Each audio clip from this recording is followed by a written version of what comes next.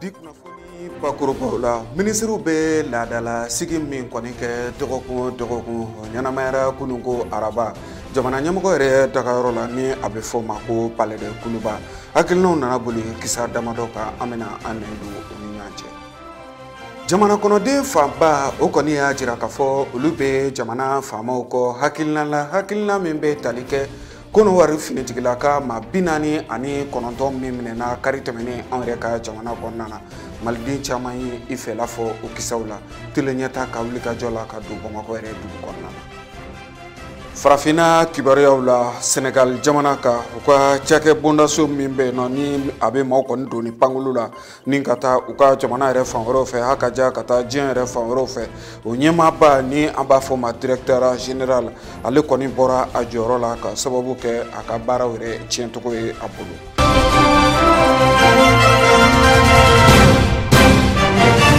Aw bisimila a ka bi kunnafoni kɛnɛ kan ka bɛn ni bi alamisadonya Zulhijja ne dɔw k'a ma hiji kalo dɔw yɛrɛ k'a ma seliba kalo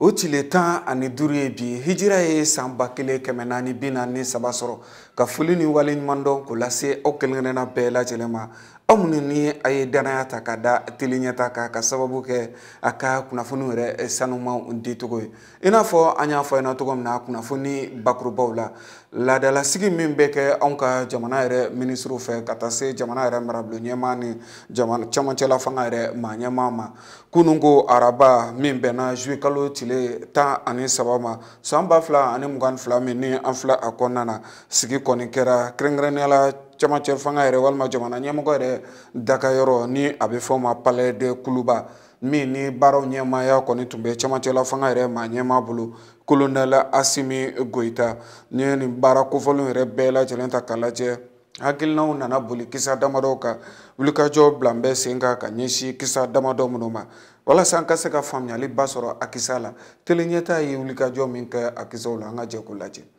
An ka minisiri mun ka koɲɔw bɛnnen don Soko ani dugukoloko yɛrɛ kɔni ma conseil des ministres kɔnɔna la ni o ye an ka minisiriw ka ladala ɲɔgɔn ye ale kɔni a yira ka fɔ hali sisan nɔ walasa ka yɛlɛma don an ka jamana yɔrɔ la u b'a fɔ yɔrɔ ma ko sandare ka yɛlɛma don yen yɔrɔ sigicogo yɛrɛ kɔni na a y'a yira ka fɔ ko fɛɛrɛ dɔw yɛrɛ kɔni bilalen don sen kan sandare n'i y'a jateminɛ ale bɛ t'i jɔ fo hectare 95 bɔɲɔgɔnko de la. Ka d'a kan wariko fanfɛla la baara caman kɔni bɛ kɛ nin yɔrɔ kofɔlen na o de kɔni na yɛlɛma kan ka don yɔrɔ in yɛrɛ sigicogo la walasa hali sisan dɔ bɛ se ka fara yen yɔrɔ sɔrɔ yɛrɛ kan cogoya min na. A yirala k'a fɔ k'u ka nin fɛɛrɛ ninnu kɔnɔna la u bɛ kuma mun kan o de ye maa hakɛ min yɛrɛ kɔni bɛ nin yɔrɔ kofɔlen in kɔnɔna la minɛnba minnu kan ka na walasa yɛlɛma yɛrɛ bɛ se ka don sandare kɔnɔna in yɛrɛ la cogoya min na fo ka taa se gɛlɛya minnu bɛ sigida taabolo yɛrɛ la fɛɛrɛ bɛ se ka sɔrɔ olu la cogoya min na o bɛɛ lajɛlen kɔni bɛ nin minisiriso kofɔlen in ka nin fɛɛrɛ ninnu yɛrɛ kɔni kɔnɔna la. Walasa sandare sigi yɛrɛ kɔni bɛ se ka kɛ lawasa ye cogoya min na san 20 nataw yɛrɛ kɔni kɔnɔna la. Fɛn min ye an ka jamana cɛbɔli minisiriso ye ni o ye ministère de l'administration territoriale et de la décentralisation ye nin sigi in kɔni kɔnɔna la ale ye ministriw kɔni ladɔnniya k'a fɔ ko concours dɔ yɛrɛ kɔni bɛna bila sen kan ni o ye école karamɔgɔ concours ye kɛrɛnkɛrɛnnenya la collectivité territoriale yɛrɛ kɔni kɔnɔna la ka kaɲa ni san 2022 yɛrɛ kɔni wagatiw ye. A yirala k'a fɔ ko collectivité territoriale maaw olu ka fonction publique baaraw yɛrɛ kɔni bilala sen kan ni sariya sɛbɛnnen n'u b'a fɔ ma ko loi numéro 2018-035 ni ale yɛrɛ bilala sen kan juin kalo tile 27 san 2018 wagatiw yɛrɛ kɔni na. Ni sariya yɛrɛ kun kɔni tɛ dɔwɛrɛ walasa maa minnu kɔni bɛ baara kɛ collectivité territoriale yɛrɛ kɔni kɔnɔna la u ka baarakɛminɛnw bɛɛ lajɛlen yɛrɛ sɔrɔ walasa u ka baaraw bɛ se ka kɛ ka ɲɛ cogoya min na. A yirala k'a fɔ k'an ka kalanko yɛrɛ fanfɛla la n'i y'a jateminɛ l'école karamɔgɔ fonctionnaire minnu bɛ kɛrɛnkɛrɛnnenya la collectivité territoriale kɔnɔna la n'u k'o ma ko marakafo o bɛ taa jɔ fo école karamɔgɔ 50 bɔɲɔgɔnko de la. N'i y'o jateminɛ 25 bɔɲɔgɔnko olu yɛrɛ kɔni taara concours direct de la san 2010 ka na se san 2019 wagatiw yɛrɛ ma. Hali n'o y'a sɔrɔ nin baaraba ninnu yɛrɛ kɔni bɛɛ lajɛlen bilala sen kan, a yirala k'a fɔ ko collectivité territoriale ni o ye marakafo ye, olu yɛrɛ kɔni mago bɛ hali sisan nɔ l'école karamɔgɔw yɛrɛ la. Barisa n'i y'a jateminɛ kalanyɔrɔ kɔni cayalen don kosɛbɛ anw ka jamana yɛrɛ kɔnɔna la.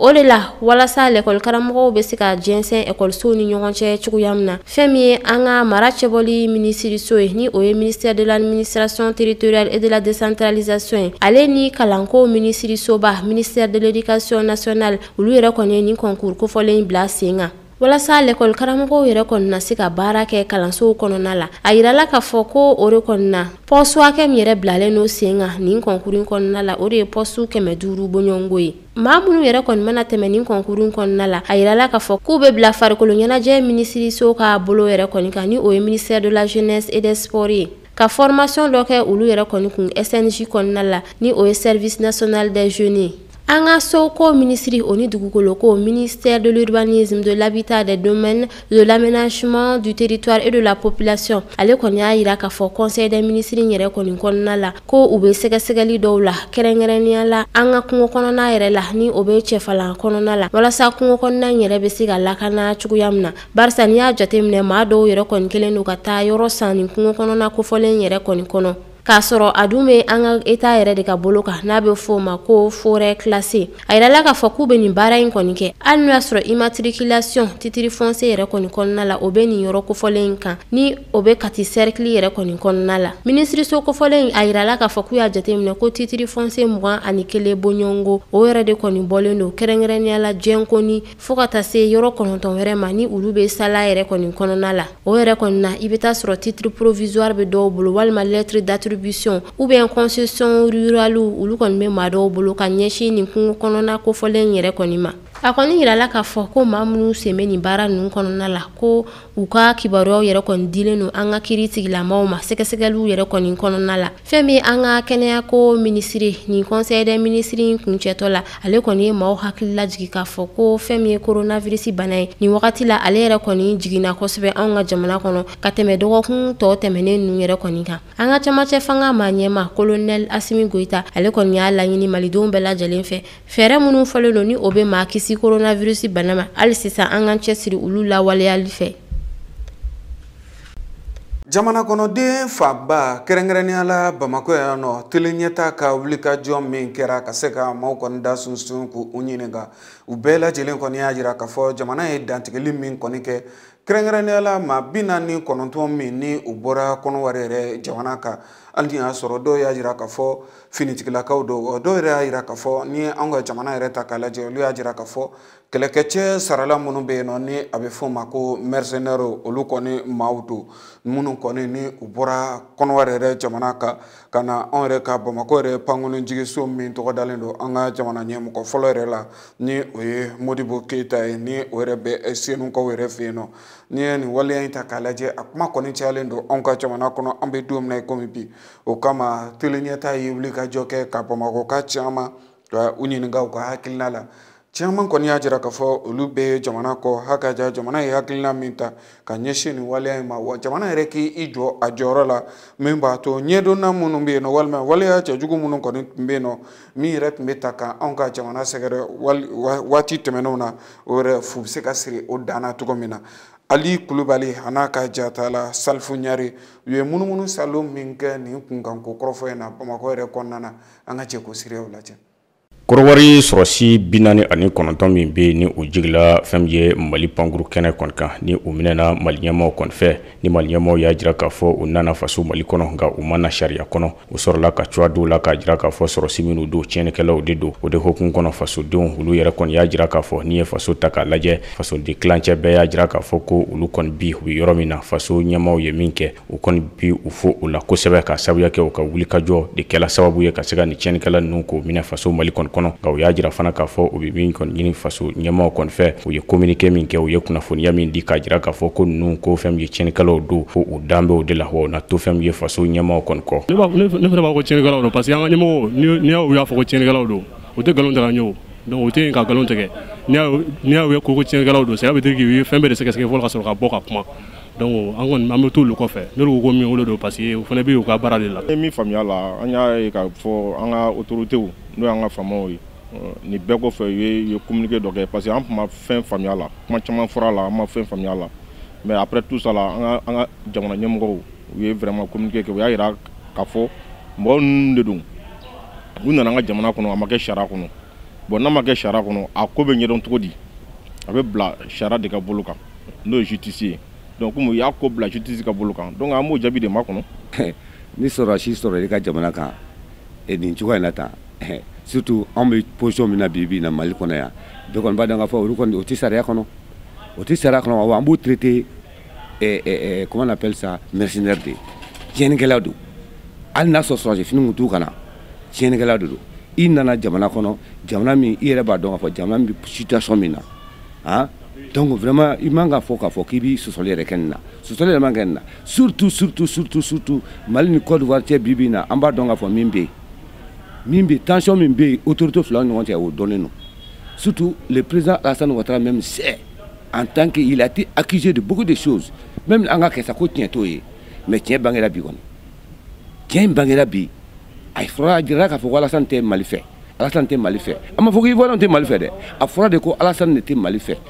alors sɔrɔdasiw tɛ se ka déplacer Alassane ka yamaruya kɔ o tɛ se ka kɛ o tɛ se ka kɛ cogo si la hali mɔgɔ min tɛ basaw min yɔrɔ la i t'a fɔ ko filɛ ni galama tɛ yen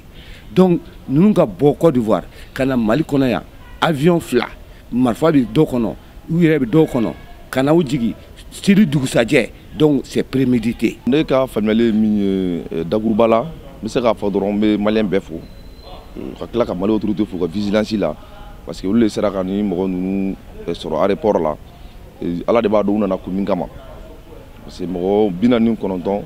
u ka na u kalannen don kosɛbɛ marifa ni kɛlɛjugu la u kana don capitale fɛ aéroport kɔnɔ seliɲɛkɔrɔla la tiɲɛ na c'est inquiétant o hukumu kɔnɔ n bɛ profiter k'a fɔ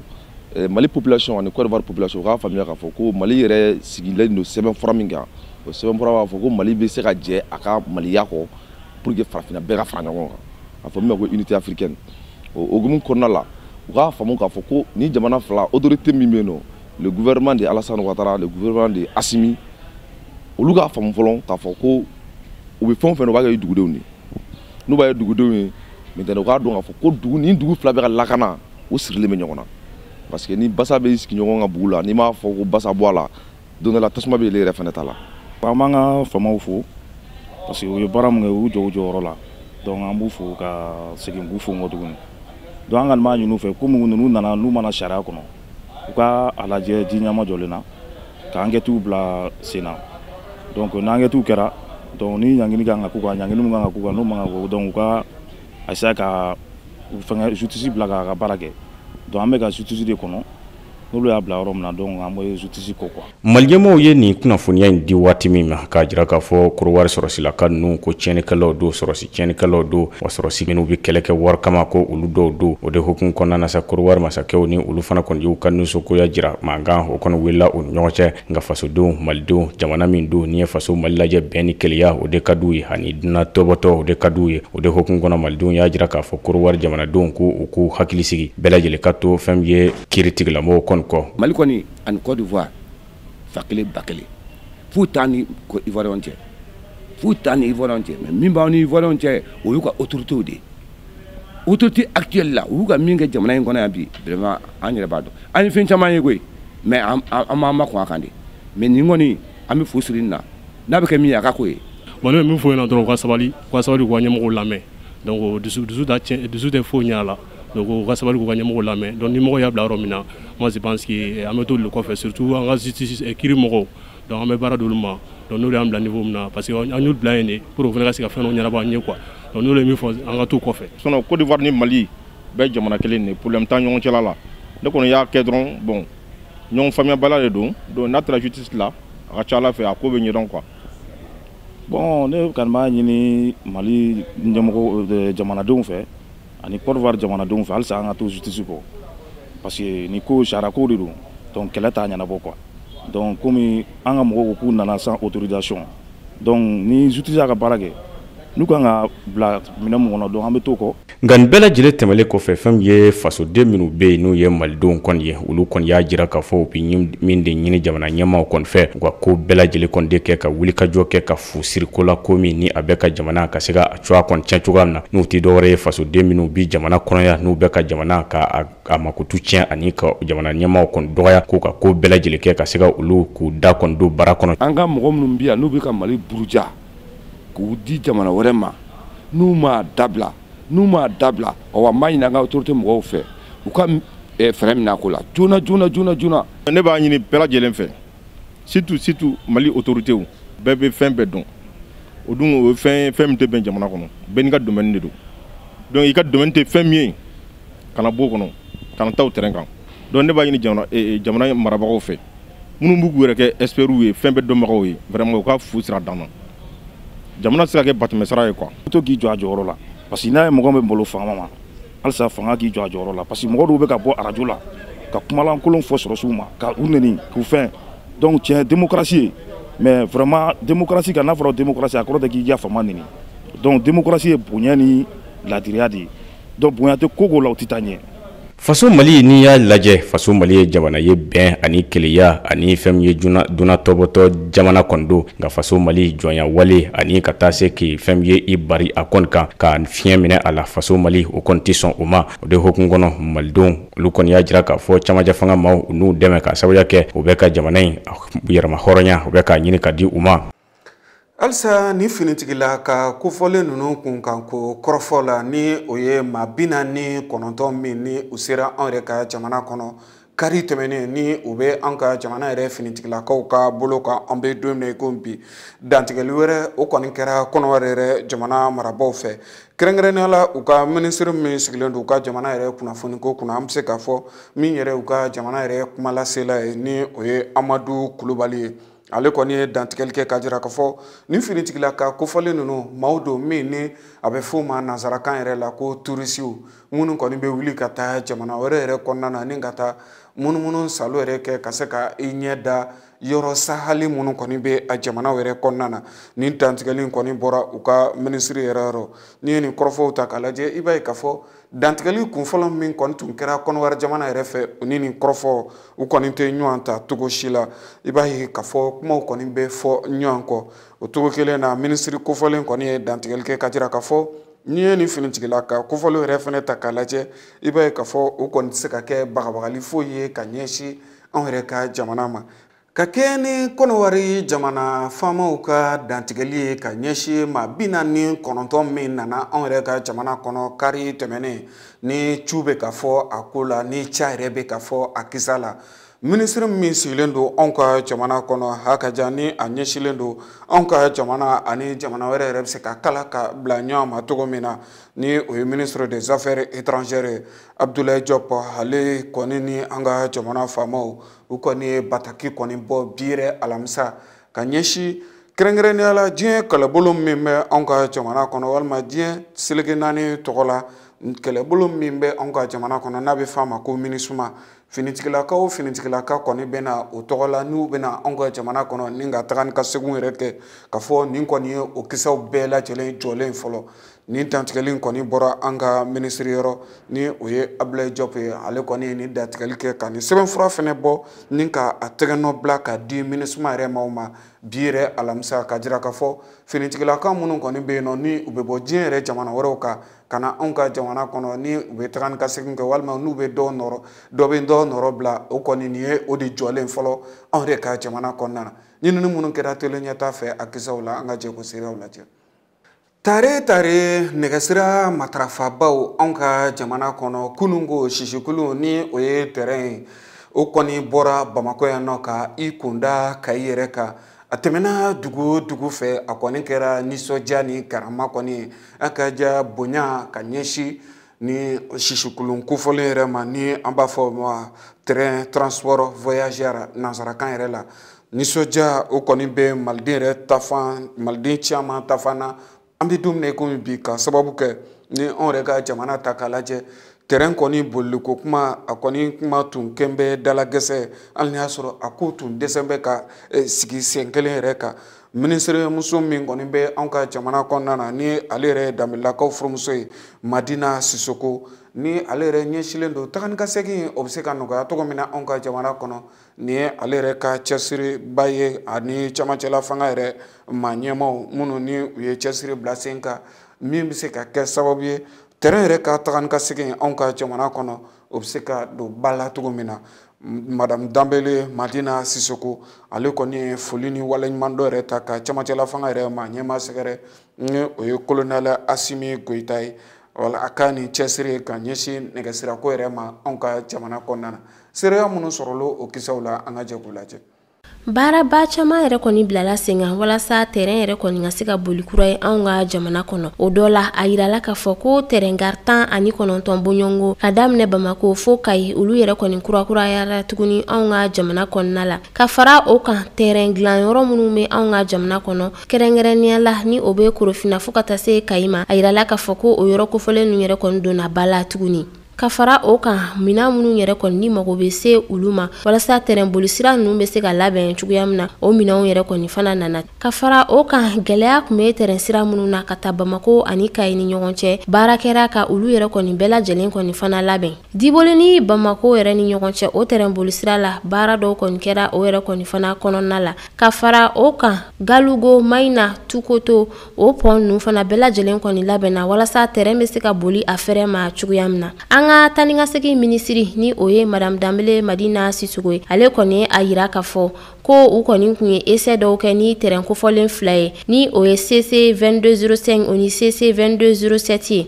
ni nin terrain kofɔlen ninnu yɛrɛ kɔni dilanna anw ka terrain dilannaw de fɛ Mali yɛrɛ kɔni kɔnɔna la yan nɔ. O de la a y'a yira k'a fɔ ko gɛlɛya minnu tun bɛ sira kan ko u ye olu bɛɛ lajɛlen labɛn ni nin terrain kofɔlen ninnu yɛrɛ ye. Nin baara ninnu yɛrɛ kɔni kɔfɛ a yirala k'a fɔ ko terrain ka tani ka segin baara kɛrɛnkɛrɛnnenya la sɔrɔ sira fɛ o baaraw yɛrɛ kɔni fana bilalen don sen kan. A nafolow bɛna sira minnu fɛ olu yɛrɛ bɛɛ lajɛlen kɔni dɔnnen don ka ban. An ka tani ka segin ministri Madame Danbɛlɛ Madina Sisoko hali sisan nɔ a ka kumaw kɔnɔna la a y'a yira k'a fɔ ko terrain bolisira min bɛ anw bolo n'a bɛ fɔ o ma ko voie métrique ko terrain bolisira kura fana bɛ nalen tuguni n'a bɛ fɔ o ma ko voie standard kɛrɛnkɛrɛnnenya la Bamako ani Kayi yɛrɛ kɔni ni ɲɔgɔn cɛ. O de hokumu kɔnɔna la a y'a yira k'a fɔ ko terrain kura 3 olu yɛrɛ kɔni fana bɛ sira la ka na ni bɛnkan kɛra o ko la an ka ɲɛmaw ni irisiw yɛrɛ ni ɲɔgɔn cɛ kɛrɛnkɛrɛnnenya la u ka société min bɛ n'u b'a fɔ o ma ko STM. A y'a yira k'a fɔ ko bɛnkan sɛbɛn dɔ kɔni tɛmɛna olu ni an ka gouvernement maaw cɛ n'a bɛ fɔ o ma ko memorandum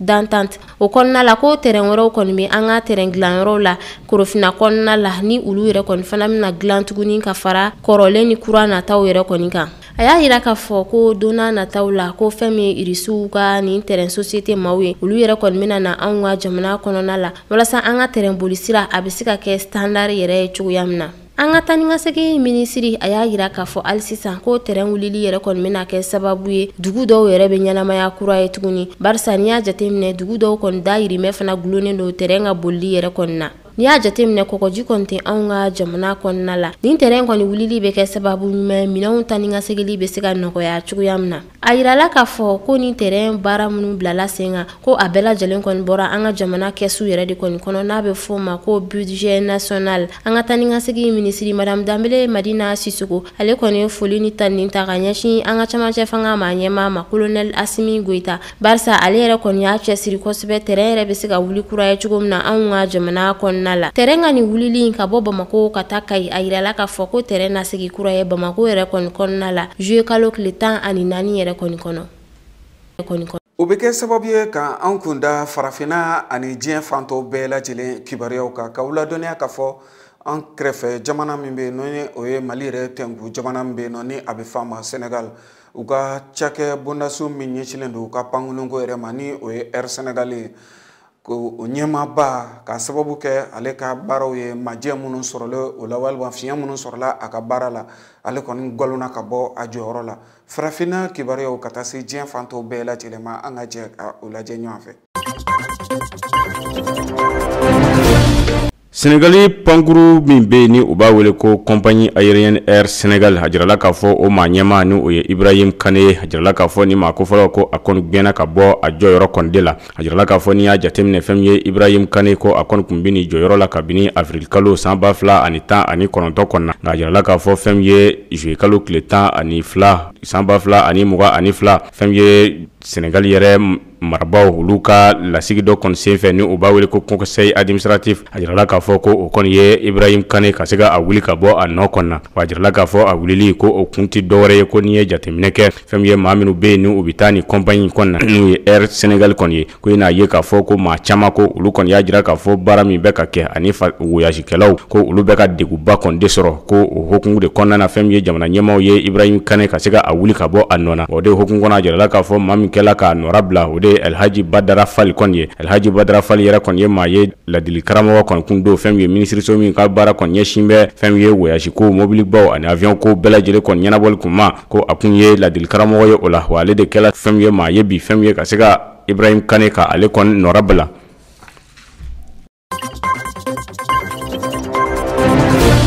Niger jamana masakɛ n'u ye Bazoum fo ka taa se fɛn ye Tchad jamana masakɛ kɔni ma a jirala k'a fɔ ko olu kɔni ye ɲɔgɔn ye fɛn ye Niger jamana ɲɛmaa ale kɛlen ka wuli ka jɔ kɛ ka taa fɛn ye Tchad jamana kɔni kɔnɔna na o y'a jira k'a fɔ G5 Sahel min bɛ yen ni faso Mali yɛrɛ ye i sen bɔ a la ko na ko bɛɛ lajɛlen kɔni kɛ ka se ka ni kura kɔni fiyɛ a la cogoya min na a jirala k'a fɔ Bazoum ka nin taama yɛrɛ senfɛ fɛn ye baara ɲɔgɔnya dɔw tɛgɛ nɔ kɔni bila la o gafew la jamana fila ni ɲɔgɔn cɛ ko nka a kuma si walima a kɔnɔna ko si kɔni tɛ min kɔni kɛnɛmaya la o de hokumu kɔnɔna na Bazoum fo ka taa se Idriss Déby o denkɛ n'u ye Mamadi Idriss Déby Itno kɔni ma olu y'a jira k'a fɔ ko Mali ye bɔli min kɛ G5 Sahel kɔni na ko u na ko bɛɛ lajɛlen kɔni kɛ fɛn ye jamana naani tɔ min kɔni to la n'u ye Burkina ka taa se fɛn ye Niger ani Tchad fo ka taa se Mauritanie kɔni ma ko u na ko bɛɛ lajɛlen kɔni kɛ ka se ka bolo kɔni di ɲɔgɔn ma fɛn ye Mali ka bɔli k'o bila kɔfɛ sa fɛn ye ka bolo di ɲɔgɔn ma ka se ka fɛn ye nin jɛkulu in ka a ɲɛnamaya cogoya min na yaasa u na se ka bamaji walikɛbaaw kɔni kɛlɛ cɛncɛn fo ka sanfɛla kɔni na cogoya min na Bazoum ale ka fɔcogo fana kɔni na o de hokumu kɔnɔ fɛn ye Tchad président ale kɔni y'a kuma dɔw kɔni fɔ k'a jira k'a fɔ fɛn ye Faransi wolomasiri tabaa minnu kun bɛ Mali kɔnɔ olu b'a wele ko l'opération Barkhane olu minnu gwɛnna ka bɔ Mali kɔnɔ ko a y'a jira k'a fɔ ko olu ko don nataw la u na se ka bisimila ale ka jamana fana kɔni kan.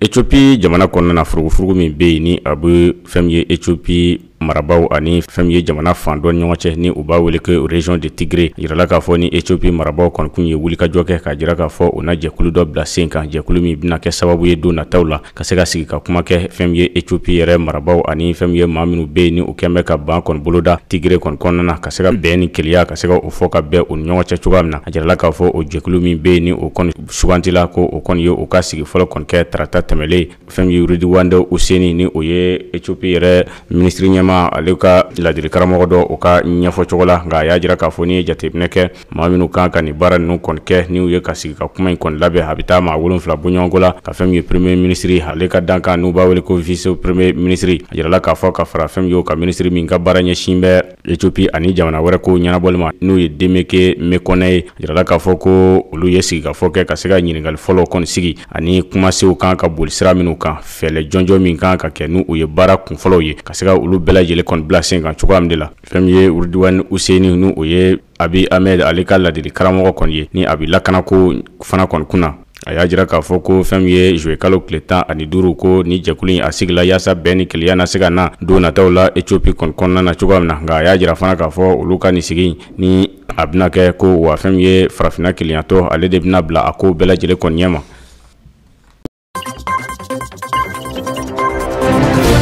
Tanzanie jamana kɔnɔna o ka woroduguyanfan ka taa a kɔrɔfɛyanfan kɔni fɛ a jirala k'a fɔ ko bana sidɔnbali dɔ ko o kɔni poyila o yɔrɔ kɔni de la o de hokumu kɔnɔ ko o bana o poyilen ko a kɔni kɛla sababu kɔni ye ka se ka maa sababu ɲɔgɔn ko ka se ka olu kɔni bɔnɛ o ni kɔni na wa a jirala k'a fɔ ko fɛn ye Tanzanie yɛrɛ a ɲɛmaw ko araba tɛmɛlen o kɔni ye ko bɛɛ lajɛlen kɔni kɛ ka se ka fɛn ye maa dɔ dɔ fɛn n'u ye kɛnɛya tigilamaw ye ka se ka olu kɔni labɔ cogoya min na yaasa o na se ka taa laraweliw kɛ ani ka ɲininiw kɛ bana in yɛrɛ ye bana nasuguya jumɛn de ye o de hokumu kɔnɔ o y'a jira k'a fɔ ko bana in ko a tamasiyɛn a bɛ dɔnni min de ye joli ko a bɛ bɔ maaw nun kɔni fɛ farikolo o bɛ kalaya fo ka taa se fɛn ye kunkolodimi ani sɛngɛjugu o de a tamasiyɛnw kɔni ye mɔgɔw kɔni na wa jirala fana k'a fɔ ko bana in ko a bɛ fɛn ye Tanzanie yɛrɛ dugu min de la ni o y'a a marabolo min ye ni u b'o wele ko lundi a jirala k'a fɔ ko a yela o yɔrɔ de la u ka fɛn ye gouvernement yɛrɛ ka dɔgɔtɔrɔ kɛrɛnkɛrɛnlen ka ɲɛfɔcogo la n'u ye Ayefelo Si Shawe ale ka ɲɛfɔcogo kɔnɔna o de hukumu kɔnɔna na ko gouvernement o kɔni ye ko bɛɛ lajɛlen kɔni kɛ ka se ka dɔgɔtɔrɔw kɔni bila ka taa joona yaasa o na se ka taa bana in kɔni lajɛ cogoya min na bana min don ka se ka wulikajɔ kɛ joona ka a kɔni bali wa o de hukumu kɔnɔ o ye welewelema da kɔni bila a sigiyɔrɔbaw bɛɛ lajɛlen kɔni ma ko bɛɛ lajɛlen kɔni ka o hakili sigi ko bɛna ko bɛɛ lajɛlen kɛ ka se ka banako in ka a kɔni ɲɔngiri joona wa o y'a jira fana k'a fɔ kabini bana in kɔni ni a poyila nin yɔrɔ kɔnɔ na ko a ye maa 13 bɔ ɲɔgɔn kɔ a ye o kɔni de minɛ maa 3 olu kɔni tola fɛn ye bana in kɔni na.